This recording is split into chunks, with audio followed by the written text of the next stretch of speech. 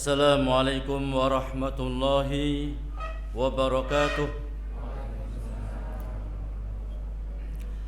Innal hamdalillahi nahmaduhu wa nasta'inuhu wa nastaghfiruh wa natubu ilayh wa na'udzu billahi min shururi anfusina wa min sayyiati a'malina.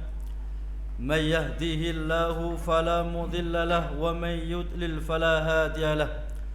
أشهد أن لا إله إلا الله وحده لا شريك له وأشهد أن محمدا عبده ورسوله اللهم صل وسلم وبارك على نبينا محمد وعلى آله وصحبه أجمعين وبعد. Jamaah yang dimuliakan Allah Subhanahu wa taala, alhamdulillah kita memuji dan bersyukur kepada Allah Subhanahu wa taala atas semua limpahan nikmat dan karunia yang telah Allah limpahkan kepada kita.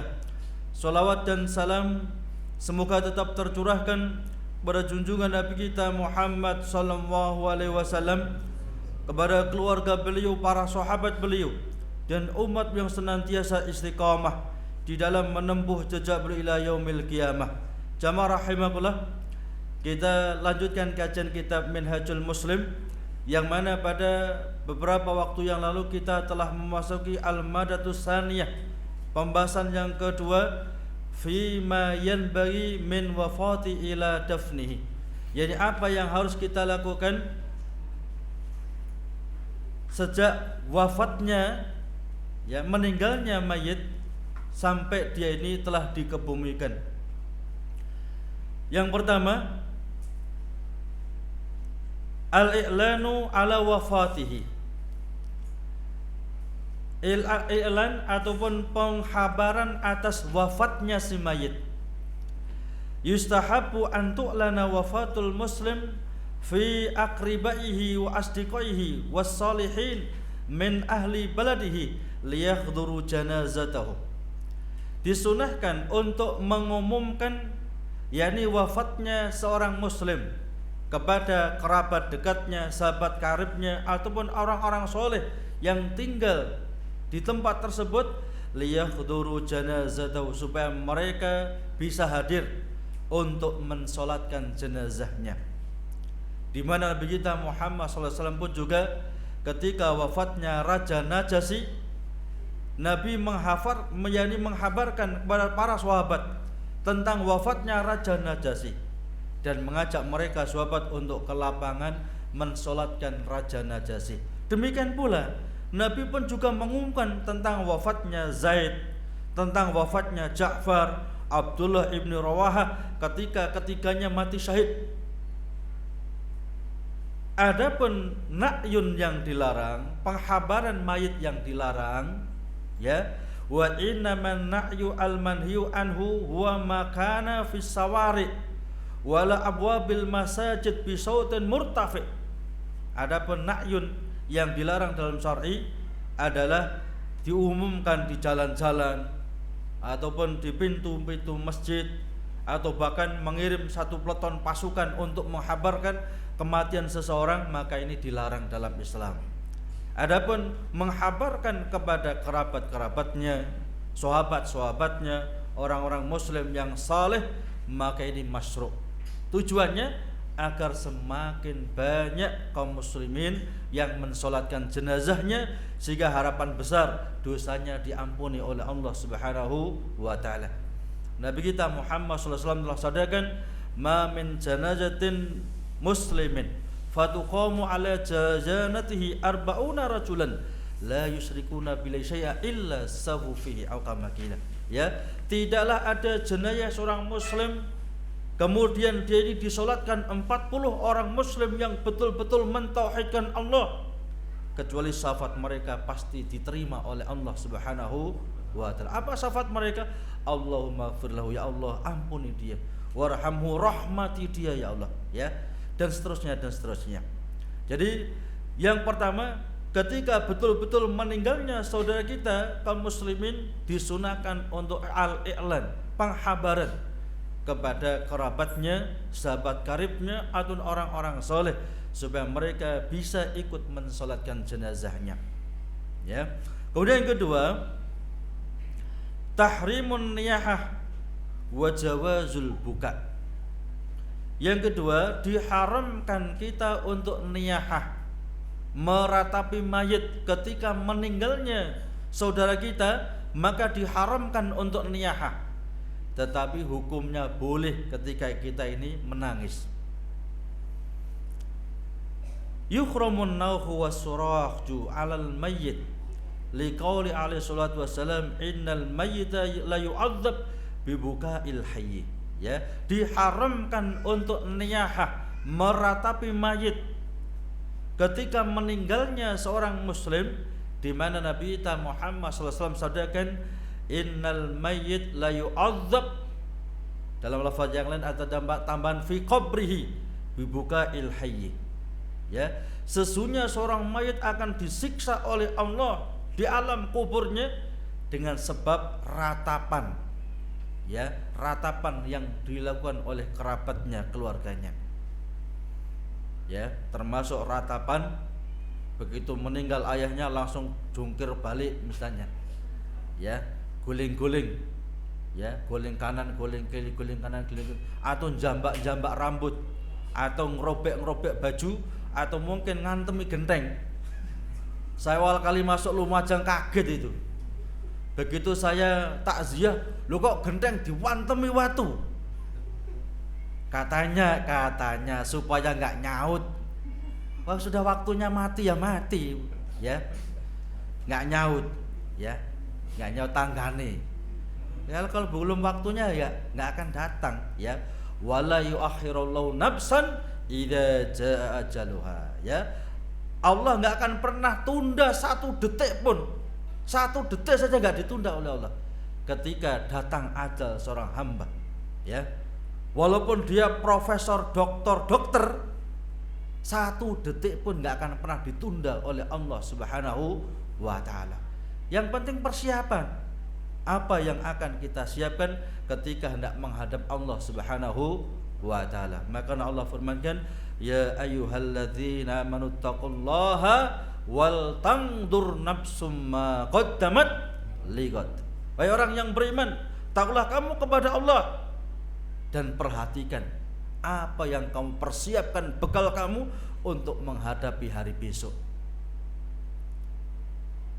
Disebutkan dalam hadis yang lainnya, riwayat Imam Al-Bukhari dan juga Imam Al-Baihaqi, man niha alaihi fa innahu yu'adzab bima niha alaihi yaumal qiyamah. Ya, barang siapa yang dia ini diratapi, ya, diratapi mayitnya, maka dia akan diazab oleh Allah. Ya, jadi bukan kita ini meratapi mayit itu bukan karena cinta pada orang tua, justru orang tua akan disiksa oleh Allah dengan ratapan yang kita lakukan. Termasuk meratapi mayit, memperingati hari pertamanya, keduanya, ketiganya, ketujuhnya, 40-nya, 100-nya, 1000-nya. Ya. Loh benar, betul. Itu enggak ada, ya, enggak ada perbedaan di kalangan ulama salaf kita dahulu. Ya. Adapun orang-orang sekarang yang menisbahkan kepada Imam As-Syafi'i, ini bohong atas nama Imam Syafi'i. Ya, Imam Syafi'i sangat keras dalam hal ini. Antum lihat dalam kitabnya Al-Juz yang pertama, bagaimana pendapat Imam Syafi'i, ya, tentang orang yang semacam itu, ya, menangisi termasuk membuat ritual semacam itu. Dilarang oleh Imam Asy-Syafi'i, ya. Jadi jangan sembrono ini mazhab, ya, Imam Syafi'i, bohong itu. Enggak benar. Imam Syafi'i justru melarang perbuatan yang semacam itu. Demikian pula wa kana alaihi salatu wassalam ya'khudul bai'ata 'alan nisa alla yanuhna. Bahkan Nabi kita Muhammad sallallahu alaihi wasallam membaiat para wanita yang masuk Islam. Diambil janjinya, diambil sumpahnya supaya mereka tidak niyahah, meratapi mayit. Karena biasanya gampang meratapi mayit itu wanita. Ya, kalau laki-laki biasanya lebih teger itu. Mau nangis saja kadang-kadang sungkan. ya, sungkan dengan laki-lakinya. Ya. Tapi kalau wanita gampang niyahah. Makanya ketika para wanita masuk Islam diambil sumpah dulu oleh Nabi supaya mereka tidak niyahah, tidak meratapi mayit. Seraya Nabi bersabda, inni bari'un minas salikah wal halikah wasaqah. Aku berlepas diri atas wanita yang dia ini berguling-guling ketika meninggal kerabatnya. Dia ini menjambak-jambak rambutnya ketika meninggal kerabatnya, keluarganya. Bahkan menyobek-nyobek bajunya ketika meninggal keluarga ataupun kerabatnya. Nabi sangat benci perbuatan tersebut. Sampai Nabi bersabda, aku berlepas diri atas wanita yang berbuat semacam itu ketika meninggal keluarganya ataupun kerabatnya. Wa ammal bukau fala ba'sa bihi lamma tufiya waladu Ibrahim. Ya. Adapun menangis itu boleh, mencucurkan air mata itu boleh, di mana Nabi pun juga menangis ketika wafatnya putra beliau yang bernama Ibrahim dari rahim Maria Al-Qibtiyah. Ketika wafatnya putra Nabi Ibrahim, maka Nabi mengkucurkan air mata seraya mengatakan, innal aina tatma'u wal qalbu yahzanu wala naqulu illa ma yurdi rabbana wa inna fi bifiragika ya Ibrahim lamahzunun. Nabi sadarkan sesungguhnya air, jadi mata ini mencucurkan air mata, hati pun sedih, tapi aku tidak mau mengucapkan kecuali apa yang diridhoi oleh Rabbku Allah Subhanahu wa taala. Wa inna bifiraqika ya Ibrahim, dan aku dengan berpisah dengan wahai putraku Ibrahim lamahzunun, sungguh aku sangat-sangat bersedih. Demikian pula ketika wafatnya cucu Nabi, yakni Umamah, putri daripada Zainab, yang sering kita dengar hadisnya. Umamah yang ketika Nabi sujud, ya, beliau Umamah gendong di pundak, ya, di pundak Nabi kita Muhammad sallallahu alaihi wasallam. Nabi tidak berani bangun, khawatir nanti kalau bangun anak ini belum puas, ya, minta gendong pada Nabi, bahkan mungkin bisa jatuh. Maka Nabi sujud dalam waktu lama, sampai sahabat mengatakan Nabi mungkin lupa ini, ya. Ternyata ngenteni Umamah sampai turun sendiri. Masya Allah.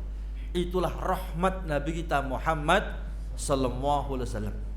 Kita kadang-kadang anak, ya, dekat-dekat getak, "Wah, sana, sibuk." Ya, anak datang, Masya Allah, sambut. Cucu datang disambut. Itulah yang diajarkan Nabi kita Muhammad sallallahu alaihi wasallam. Kadang-kadang kita pernah betul lihat itu. Ada kakek dekati cucunya, "Sana, jauh. Saya sudah payah ngapain di bapakmu." Masya Allah, didekati cucunya loh, malah digetak-getak cucunya. Ya takut cucunya, ya, nanti kalau cucu gak dekat katanya gak mau dekat. Jadi harus rahmat kita ini, ya, jangan kereng-kereng lah, ya, bukan musuhnya, wong kata cucunya sendiri, anaknya sendiri, yang rahmat, datang salaman, ya, kasih apa itu oleh-oleh, anak seneng itu. Tapi kalau berangkat selunung berjualan, anak pun juga gak pati ngereken itu. Buah teko bangga terserah wis. Ya, gak ada kangennya. Tapi kalau baru gitu datang bawa oleh, Masya Allah, begitu krek, wow, rame-rame nyambut itu, ya. Abi datang, kan seneng gitu. Tapi kalau begitu datang gak enak saya nyambut blas. Ya, istrinya nggak nyambut, anaknya nggak nyambut, putune apalagi, ya. Jadi harus rahmat agar kita disayang, ya, oleh orang-orang yang memang betul-betul menyayangi kita. Jadi ketika cucu Nabi Umamah bintu Zainab meninggal dunia, ya, maka Nabi mencucurkan air mata. Maka ditanyakan, ya Rasulullah, atabki, ya Rasul, engkau menangis ya Nabi? Awalam tanha anil buka, bukankah engkau telah melarang kami untuk menangis ya Nabi? Faqala innama hiya rahmatun ja'alallahu fi qulubi ibadihi wa innama yarhamullahu min ibadihir rahama. Ya, mencucurkan air mata rahmat kasih sayang yang Allah berikan kepada makhluk-makhluknya. Harimau makhluk yang paling ganas itu loh, punya rahmat kepada anak-anaknya loh. Ya kan? Bagaimana kita manusia yang dikasih akal, ya, yang sempurna oleh Allah, ya, maka harus lebih rahmat. Wa inna ma yahamlahu min ibadir rahama, dan Allah akan menyayangi hamba-hamba Allah yang penyayang. Dalam lafaz Imam Tirmidzi, Nabi sadaqan wa innallaha yarhamu, ya, wa man lam yarhamin nas la yarhamu man fis sama. Orang yang tidak rahmat kepada manusia tidak akan dirahmati zat, ya, penguasa langit, yakni Allah Subhanahu wa taala. Jadi menangis itu rahmat itu. Bapaknya meninggal dunia peringas, ya, nggak waras itu, ya. Jadi bapaknya meninggal dunia menangis benar, cuman jangan jambak-jambak rambut, jangan goleng-goleng, ya, jangan nyobek-nyobek baju, itu yang dilarang. Kalau menangis benar itu, yani merasakan, ya, rahmatnya kasih sayang, ya, dengan meninggalnya orang yang dia sangat cintai. Jadi kalau menangis boleh, tapi kalau jambak-jambak rambut, jungkir balik nggak boleh, ya. Bahkan hewan pun bisa menangis itu, ya.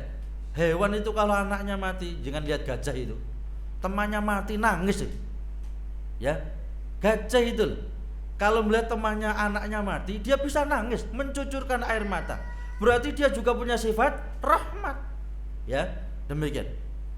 Yang ketiga, tahrimul ihdadi aksara min salasati ayyamin. Diharamkan untuk berihdad, berkabung lebih dari 3 hari, kecuali berkabungnya istri kepada suami yang telah meninggal dunia.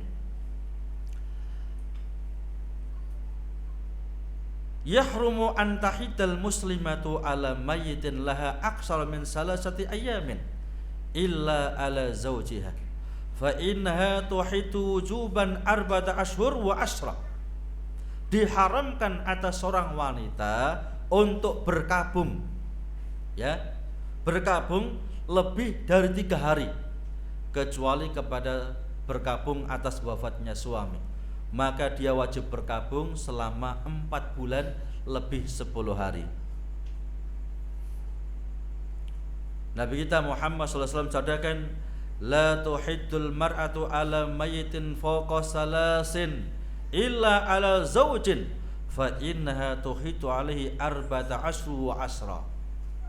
Nabi katakan, tidak halal bagi seorang wanita muslimah untuk berkabung, ya, lebih dari 3 hari kecuali kepada suaminya. Ketika meninggalnya suami, maka seorang wanita wajib berkabung selama 4 bulan lebih 10 hari. Wanita berkabung itu nggak boleh menor-menor, nggak boleh pakai baju yang, ya, yang menarik, ya. Apa nggak boleh mandi? Ya tetap mandi, ya. Jadi apa itu nggak boleh berhias. Ketika wanita berkabung tidak boleh berhias, ya. Salah, suaminya mati malah buengesan, ya. Cepet-cepet dilirik orang nanti, ya.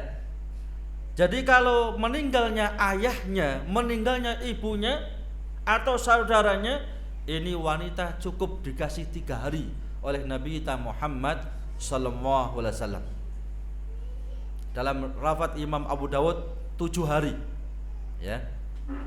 Tetapi ketika meninggalnya suami, seorang istri wajib berkabung selama 4 bulan 10 hari. Apa alasannya? Mengapa sampai 4 bulan? Bahkan ditambahi 10 hari. Karena janin itu Allah berikan ruh oleh Allah ketika berumur 4 bulan. ditambahi 10 hari supaya kenceng, ya.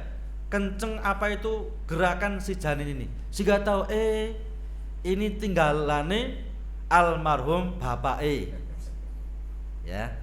Sehingga idahnya yang awalnya 4 bulan 10 hari setelah diketahui ternyata hamil, maka idahnya berubah sampai melahirkan. Lupa katanya 4 bulan 10 hari, ini lamaran sudah 5 bulan Pak. Wong meteng 5 bulan aja lamar wong. Ya. Ya zina itu. Ya. Jadi hikmah seorang istri untuk beridah 4 bulan 10 hari supaya dia tahu, ya, bahwasanya dia ini hamil atau tidak hamil. Kalau ternyata setelah 4 bulan 10 hari kok enggak hamil, bara'atu rahmiha, bersih betul rahimnya, boleh datang lamaran. Ya. Kalau cocok ya diterima, kalau enggak cocok jangan diterima. Ya, ojo moro diterima. Ya, gledek dia yang kereng misalnya. Ya. Tapi kalau hamil maka idahnya sampai melahirkan. Lupa bagaimana ketika suami meninggal dunia, kehamilan sudah umur 9 bulan. Setelah seminggu melahirkan. Ya. Jadi begitu suaminya meninggal, seminggu berikutnya dia melahirkan. Kemudian ada yang ngelamar, apa boleh diterima? Kalau sampean mau ya terima saja, nggak apa-apa. Baru seminggu, walaupun baru seminggu. Bahkan praktek swabiah ini pernah ada, ya. Dia diceraikan suaminya hanya beberapa hari melahirkan. Setelah melahirkan ada lamaran, ya. Ya Rasul, saya baru melahirkan kemarin, ini ada lamaran, terima kalau mau, ya. Jadi begitu melahirkan jabang bayinya, berarti dia telah habis masa idahnya. Terbedakan anake sapa sih iki, gitu loh. Nah, kalau melahirkan kan yang dilahirkan berarti anaknya almarhum itu. Ya kalau setelahnya kan ya anaknya lanjutannya. Ya. Disitulah hikmah daripada berihdad. Kemudian yang keempat, qada'u duyunihi. Ketika yang meninggal ini punya hutang, maka segera untuk dilunasi hutangnya. Dan bagil mubadaratu bi qada'i duyunil mayyit in kana li duyunun. Ya, sezukyanya untuk segera melunasi hutang-hutang si mayit ketika si mayit itu punya hutang. Kadang-kadang kita orang tua ini Masya Allah kerjanya pagi siang malam, ya. Hartanya melimpah, hutangnya juga ada. Begitu meninggal, anak gak ada yang reken berapa hutang bapaknya. Padahal berat itu, ya. Makanya ajarkan anak-anak kita tentang agama supaya mereka itu bisa berbakti dengan sebenar-benarnya kepada kita orang tua. Kadang kita itu direwangi hutang ke sana kemari, macam-macam, ya. Begitu kita meninggal dunia, anak nggak ngereken hutang kita. Yang dihitung tinggalan bapak yang sawah sana saya, Tegal sana sampean, ya. Rumah ini sampean. Jadi yang dihitung peninggalannya, hutangnya nggak pernah direken. Pada Nabi kita Muhammad SAW katakan, nafsul mu'min mu'allaqatun bidaini hatta yuqda anhu. Jiwa seorang muslim terkatung-katung dengan sebab hutang yang belum terlunaskan. Kata Imam As-Sun'ani dalam kitabnya Subulus Salam, nikmat yang mestinya telah diterima oleh si mayit dengan kesolehannya, dengan amal kebajikannya, itu ditunda oleh Allah sampai hutang itu dilunasi. Ya, ayahnya yang soleh mestinya dapat nikmat, ya, kuburnya dilapangkan sejauh mata memandang, ya, permadani dari surga, macam-macam dari surga, itu ditunda karena sebab si mayit masih belum ngelunasi hutangnya, ya. Makanya kalau kita punya hutang segera untuk dibayarkan, ya, kecuali memang ada apa itu sesuatu yang menjadi jaminan untuk bayar hutangnya, dan ditulis supaya anak-anak kita, ya, istri kita tahu kita ini punya hutang, ya. Tolong sewaktu-waktu Abi meninggal dunia hutang dilunasi dulu, jangan dibagi sampai hutang dilunasi. Wasiat semacam itu penting itu. Kemudian yang kelima, al istirja wa du'a was sabr, ya. Ketika meninggal dunia, kerabat keluarga si mayit diperintahkan untuk istirja, mengucapkan innalillahi wa inna ilaihi raji'un, berdoa dan bersabar. Yan bagi li ahlil mayyit ayalzamus sabra fi hadhihi saati bil khusus. Sezogyanya kerabat si mayit, keluarga si mayit betul-betul mensabarkan dirinya pada waktu meninggalnya kerabatnya, di mana Nabi sadaqan innamas sabru inda sudmatil ula. Kesabaran itu ketika pas terjadi musibah, ya. Ayahnya meninggal, innalillahi wa inna ilaihi raji'un. Bukan jambak-jambak dulu, nyobek-nyobek baju dulu baru sabar, bukan itu. Sabar dulu, istirja, kemudian itulah yang dimaksud dengan sabar. Nabi sadaqan ma min abdin tusibuhu musibatun fayaqul inna lillahi wa inna ilaihi raji'un. Allahumma ajirni fi musibati wahluf liyal khaira minha illa ajarallahu ta'ala fi musibatihi wahlafalahu khairan minha. Tidak ada seorang hamba yang tertimpa musibah kemudian dia berdoa inna lillahi wa inna ilaihi raji'un, Allahumma ajirni fi musibati wahluf liya khairan minha. Dia mau berdoa dengan doa ini, kecuali Allah akan berikan pahala atas musibah yang Allah berikan kepadanya, bahkan Allah akan ganti musibah itu dengan sesuatu yang lebih baik. Mungkin ayahnya meninggal dunia, ya, setelah meninggal dunia Allah lapangkan rezekinya. Berapa banyak, ya, ketika ayahnya masih hidup malah melarat, ayahnya meninggal dunia malah melimpah kaya raya, jabatannya naik, semuanya, ya, bahkan melimpah. Ya itu betul-betul nyata ada itu, ya. Ayahnya meninggal dunia malah semakin kaya, ya. Allah ganti yang lebih baik, ya. Dia yang awalnya ketika ayahnya masih hidup gak begitu pateng taklim, begitu ayahnya meninggal dunia malah semakin semangat untuk taklim, ya. Dikasih rezeki yang melimpah, semangat taklimnya semakin kuat. Ini kan lebih baik itu, ya. Kalau ditunggoni bapaknya nggak mau taklim, tapi begitu bapaknya meninggal dunia malah rajin taklim, ya. Allah Subhanahu wa taala berfirman dalam hadis qudsi, yaqulullahu taala ma li abdil mu'min indi jayaun, sesungguhnya hambaku yang beriman itu memiliki pahala yang sangat besar di sisiku, idza qabatu safiyahu min ahli dunya, ketika telah aku ambil jantung hatinya, kekasihnya dari kekasih dunia, tsumma tabasahu illal jannah, kemudian mau ikhtisab, dia dikasih pahala, ya, oleh Allah illal jannah, kecuali surga Allah Subhanahu wa taala. Diambil jantung hatinya, diambil kekasih tercintanya dari kalangan hamba-hamba Allah di dunia. Istrinya mungkin meninggal, suaminya mungkin meninggal, anaknya meninggal, ayahnya, ibunya.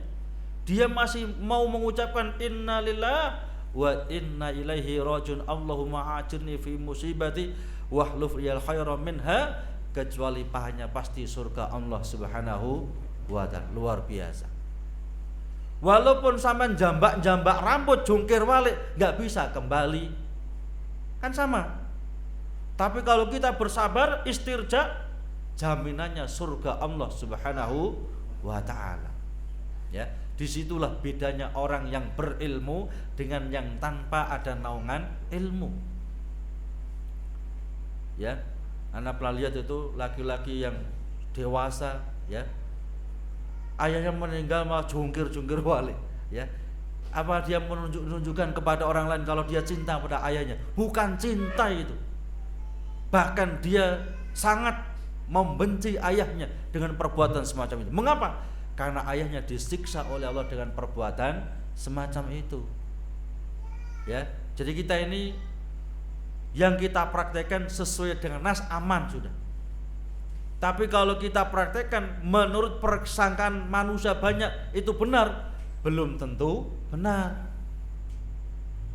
Ya, mungkin karena saking cintanya pada ayahnya, begitu ayah meninggal dunia dibelikan kejing di keramik, nyiksa ayahnya itu sampai keramiknya hancur. Kalau nggak hancur nggak selesai, berat itu. Maunya kan kita berbuat baik, ya di keramik, dikasih rumah lagi. Orang tua nggak butuh itu, justru orang tua kita tersiksa dengan itu. Wong hanya duduk saja itu menyiksa orang yang ada dalam kubur, apalagi dikasih kecing, apalagi dikasih keramik lagi, dikasih rumah lagi. Semakin berat sayek bapak. Ya, sampai itu hancur, kalau nggak hancur terus itu. Kan kasihan bapak sayek terus itu. Puluhan tahun, bisa ratusan tahun. Kan kasihan. Ya. Mungkin pandangan orang lain, luar biasa ayahnya, ya. Ayahnya itu beruntung itu. Meninggal dikasih keramik, dikasih ya kejing, dikasih rumah lagi. Ayah untuk itu pandangan orang yang bodoh. Yang enggak tahu tentang syariat Islam. Tapi kalau orang yang paham betul tentang syariat Islam, kasihan ayah itu, ya. Sudah mati diberatkan lagi dengan perbuatan anaknya, ya. Kan kita sudah ajarkan tuh bagaimana cara berbakti, berbuat baik kepada orang yang telah meninggal dunia. Kata Nabi, as-sholatu alaihima, ya, wa in qadu ahdima min ba'dihima, ya, wal istighfar lahuma. Kemudian yang lain, wasilaturrahmi allati la tusallu illa bima.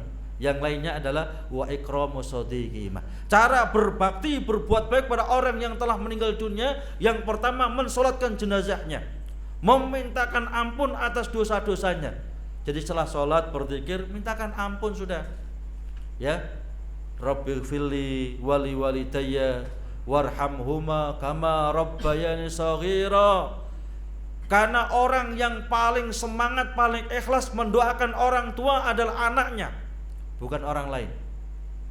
Seorang suami ada istrinya, bukan orang lain. Seorang istri ada suaminya, bukan orang lain. Sehingga anak kalau berdoa untuk ya diampuni ayahnya bisa menangis, mencucurkan air mata. Tapi kalau yang lain tolat tok. Ya, enggak sungguh-sungguh. Ya kan? Yang ketiga, menyelesaikan tanggungan orang tua yang belum terselesaikan. Itu cara berbakti. Yang keempat, menyambung tali silaturahim dengan kerabat orang tua. Siapa adik-adik, siapa keponakan orang tua, siapa kerabat orang tua, disambung semuanya itu. Itu cara berbakti kepada orang tua. Yang terakhir kata Nabi, wa ikramu shadiqihima, memuliakan kerabat, yakni sahabat karib daripada kedua orang tua. Dulu ayah saya punya sahabat karib dengan ya orang Tempe, orang mana, dilanjutkan, ya, disambung.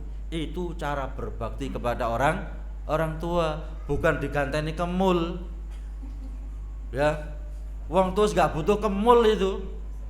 Mereka butuh doa dari anak-anaknya, bukan butuh kemul. Ya. Demikian. Bapak Ibu yang dirahmati Allah Subhanahu wa taala, waktu habis nggih. Mungkin ada yang tanyakan, saya persilakan. Pertanyaan bebas. Monggo nggih. Kalau kita memberi makan sohibul musibah, memberi makan kepada pentakziah. Iya. Yeah. Orang-orang yang takziah dari saudara jauh, ingat-ingat seperti itu. Yeah. Teman-teman dekat. Iya. Yeah. Itu apa bagian dari niat? Iya. Yeah. Ada pertanyaan, bagaimana ketika ada kerabat yang jauh datang, ya, yang mereka kadang-kadang kerabat jauh ini harus nginep, kemudian kita kasih ya hidangan. Apakah ini termasuk niyah? Tidak. Itu memuliakan tamu. Ya, ikramud dhuyuf. Lah mau mangan nang endi paling anu? Mau panggon nang endi itu? Wong sing takziah itu dari Timur Leste sana misalnya, dari Jakarta sana. Mosok mau mulai lagi. Ya. Jadi itu termasuk daripada ikramud dhuyuf. Ya. Cuman diperkirakan tidak sampai dalam kategori niyaha, ya. Jadi mereka dikasih karena mereka bertamu dan mereka butuh tempat, ya. Disiapkan tempatnya, kemudian kita kasih hidangan, itu bukan bentuk niyaha. Allahul musta'an. Yang lain? Nggih. Melihat besarnya pahala takziah, kadang-kadang kita itu punya niatan untuk takziah karena pengumuman, misalnya insya Allah jenazah dimakamkan jam sekian. Nggih. Prakteknya di lapangan biasanya 1 jam sebelum pengumuman itu sudah dimakamkan, sedangkan kita niat untuk berangkat sebelum itu, tapi terlambat Nggih. di tempat. Iya. Apakah niat kita itu masih berpahala seperti pahala kita bertakziah atau gimana? Iya. Dulu dalam kitab Arba'in Nawawi telah kita jelaskan, ya, barang siapa yang berniat dengan niatan yang saleh, ya, kemudian tidak bisa dilakukan, maka dia sudah dapat satu pahala, ya. Tapi kalau berniat dengan niatan yang buruk dan belum dipraktekkan, tidak ditulis suatu bentuk dosa, ya. Ini rahmat Allah. Jadi kita sudah dapat pahala, cuman tidak, ya, seperti yang dijanjikan Nabi ketika kita ini mensolatkan jenazah sampai mengantarkan di pemakaman dapat 2 qirat. Tapi kemensolatkan saja, ya, nggak sampai ngantarkan dapat satu qirat. 1 qirat itu 1 gunung yang besar, mungkin 1 gunung Semeru mungkin, ya. Jadi jenengan kalau bertakziah kepada orang yang meninggal dunia, mensolatkannya sampai mengantarkannya di tempat peristirahatan terakhir, maka dapat 2 qirat, 2 gunung besar pahalanya. Tapi kalau hanya mensolatkannya, atau mungkin hanya, ya, nggak mensolatkan, hanya mengantarkannya, hanya dapat separuhnya, jadi satu gunung besar. Allahul musta'an. Yang lain? Nggih. Nggih. Bagaimana dengan perbedaan rahimahullah dengan almarhum? Apa Iya. itu yang bagus ketika memang meninggal kita menyematkan rahimahullah atau almarhum? Iya. Kedua, Ustaz. Iya. Yang kedua yaitu ketika ada orang tua ini punya hutang namun ekonominya kurang. Iya. Berarti ketika dia meninggal dia punya hutang, kemudian anaknya juga ekonominya kurang. Iya. Bagaimana untuk menyiasati seperti ini? Iya. Ada 2 pertanyaan. Bagaimana dengan orang yang meninggal almarhum atau rahimahullah, ya? Yang sunnah rahimahullah, ya, semoga Allah merahmatinya. Saya tadi katakan almarhum itu karena menggunakan dialek kita, ya, bukan dialek syar'i, dialek kita ini, ya. Jadi sunnahnya fulan rahimahullah, ya, semoga Allah merahmatinya, ya. Kalau almarhum ini memastikan yang telah pasti dirahmati oleh Allah, ya. Jadi saya tadi mengucapkannya itu menggunakan dialek kita, bukan dialek syar'i, ya. Jadi yang benar fulan rahimahullah taala. Demikian. Kemudian bagaimana orang tua yang punya hutang, miskin, anak-anaknya juga miskin, nggak bisa bayar, minta islah, ya, minta islah yang punya hutang. Datang ke rumahnya, Pak ngapunten, ya, dulu bapak saya punya hutang sampai berapa? 2 juta mas, saya belum bisa bayar Pak, ya. Saya nggak bisa bayar, apa bisa diikhlaskan, ya. Kalau nggak bisa, ya sudah saya cicil sudah, sehari 1.000 Pak, 1.000 kan enteng itu, ya. Yang penting bayar. Nanti kan kari-kari kasihan, sudah mas, separuh saja sudah. Ya semacam itu. Yang penting orang tua terbebas dari hutang. Monggo.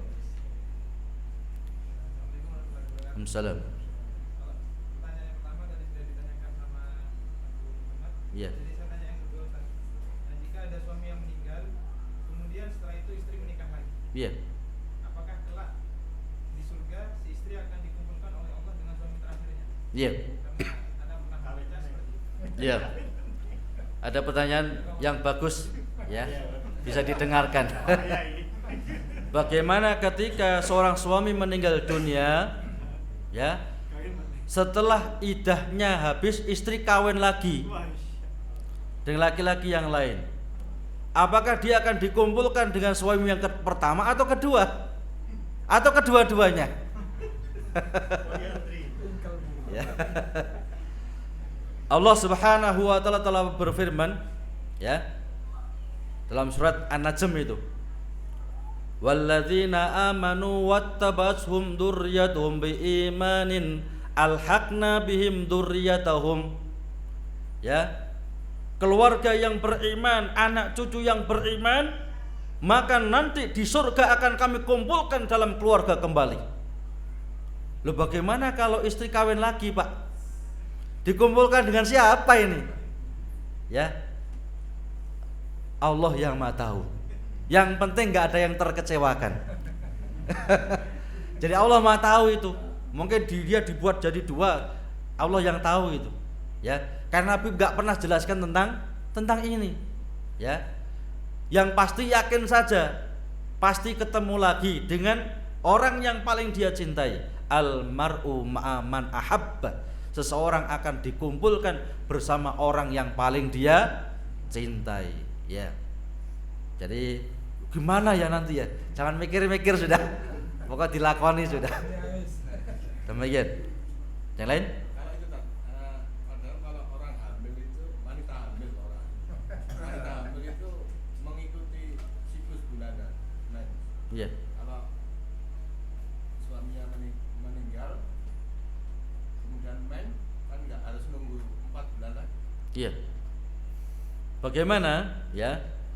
Ketika seorang suami meninggal dunia, setelah seminggu meninggalnya suami, istri mens, datang bulan, berarti pasti dia tidak hamil. Apa boleh dapat sebulan nikah lagi? Tetap tidak boleh. Harus nunggu 4 bulan 10 hari. Ya. Jadi tetap tidak boleh. Ya. Karena hikmahnya bukan hanya itu saja, banyak hikmah yang lain. Ya. Orang sing luwih ganteng.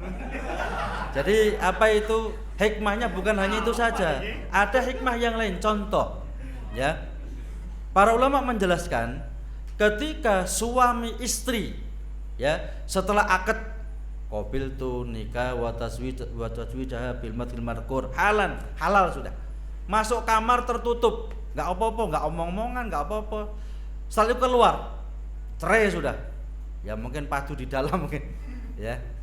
Masuk kamar hanya 5 menit tertutup. Setelah itu keluar. Cerai, Pak, misalnya. Cerai sudah. Cerai setelah itu. Maka istri tetap wajib untuk beriddah. Ya. Beriddah. Berapa iddahnya? Ya. Jadi ketika dalam keadaan semacam itu, iddahnya hanya dengan 1 kali haid. Tapi kalau pas waktu ijab qabul, ya, saya terima nikahnya fulana bintu fulana, selesai. Begitu dibuka, lo kok dongos? Sudah cerai. Saya cerai hari ini. Ya, misalnya, ini misal ya. Ya. Jadi begitu pas di acara itu langsung sudah saya cerai. Hari ini saya cerai sudah. Saya langsung bawa semua perkakas saya pulang. Maka istri boleh nikah hari itu pula dengan orang lain. Ya, tanpa ada iddah. Paham ya? Antu jala dalam Al-Qur'an itu. Ya. Terakhir. Monggo. Terakhir. Misal acara pemakaman atau setelah sholat, doa itu pada setelah sholat apa di kuburan, karena di sana ada acara talqin dan seterusnya. Kemudian kita selaku keluarga yang kena musibah itu, Nggih. sikap kita apa memberikan tanah yang diburu itu dan seterusnya. Allah. Ulangi, Pak, saya kurang paham, Pak. Jadi gini, kita ikut upacara nyolati. Iya. Ya, setelah sholat assalamualaikum, doanya yang benar di sini apa di kuburan?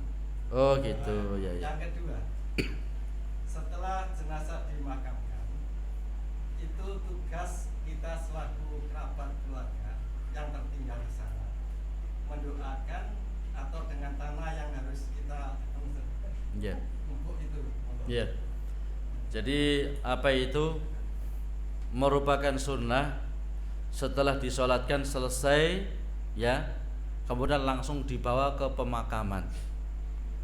Nggak ada istilah tahlilan dulu, nggak ada, ya, sampai dibacakan sampai ratusan ayat dulu, nggak ada. Jadi selesai disolatkan, ya, assalamualaikum warahmatullah, assalamualaikum warahmatullah. Kalau mungkin masjidnya nggak muat, bisa sholat yang kedua. Tapi kalau semuanya sudah mensolatkan, langsung dibawa ke pemakaman. Nggak ada wirid-wirid tertentu atau doa-doa tertentu, ya. Kemudian sesampainya di makam, ya, ketika kita hendak masuk makam, sunnahnya melepas, ya, sandal. Itu untuk memuliakan saudara kita, ya. Kemudian jangan sampai nginjak kuburan, ya, cari selah-selahnya. Karena Nabi sadaqan li ayyajlisa ahadukum ala jamratin fatahruqu siyabau wa tahlusu ila jalli khairun lahu min ayyajlisa ala qabrin.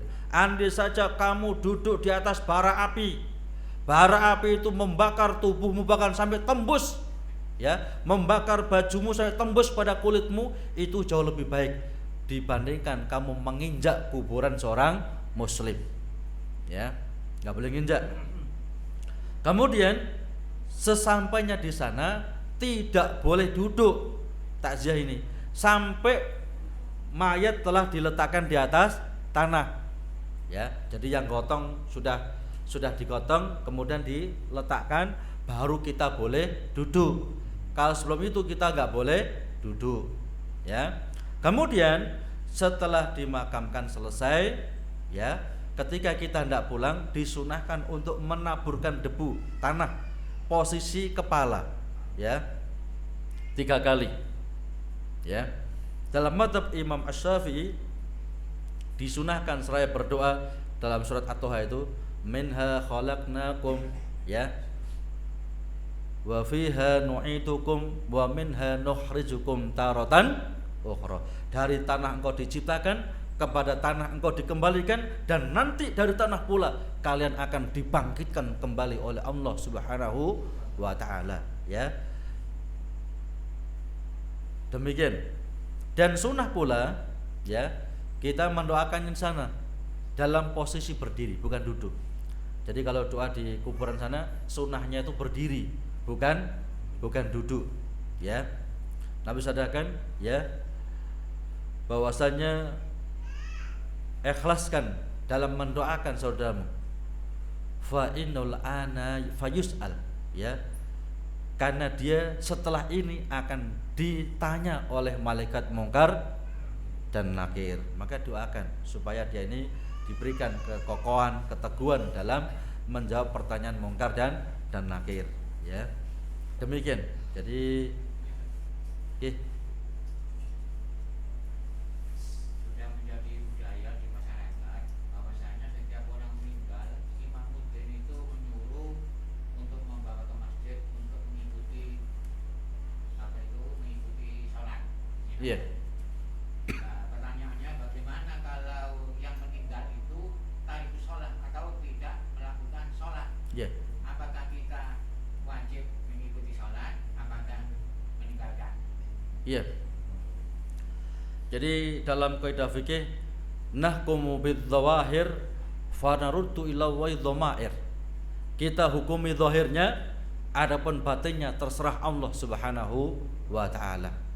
Kita hukumi zahirnya, kalau dia memang sepengetahuan kita enggak pernah sholat, rumahnya dekat masjid tapi enggak pernah amping-amping masjid, sandale loh enggak pernah ada depan masjid, ya.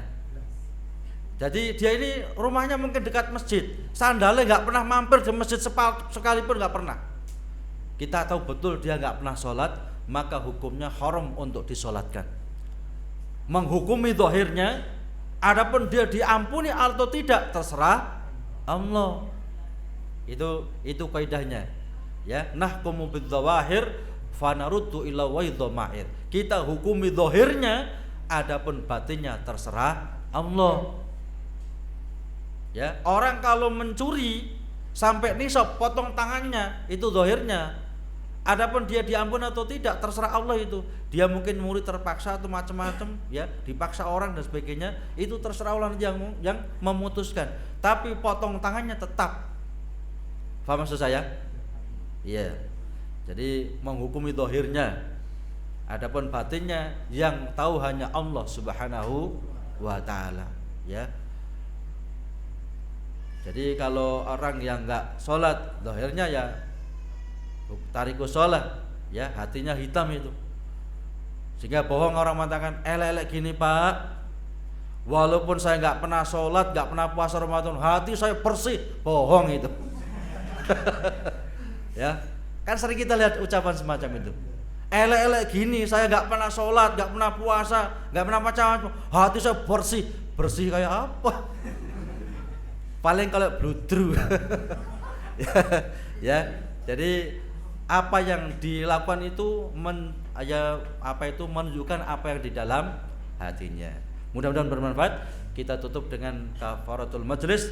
Subhanalhamdika asyhadu an la ilaha illa anta astaghfiruka wa atubu ilaik. Assalamualaikum warahmatullahi wabarakatuh.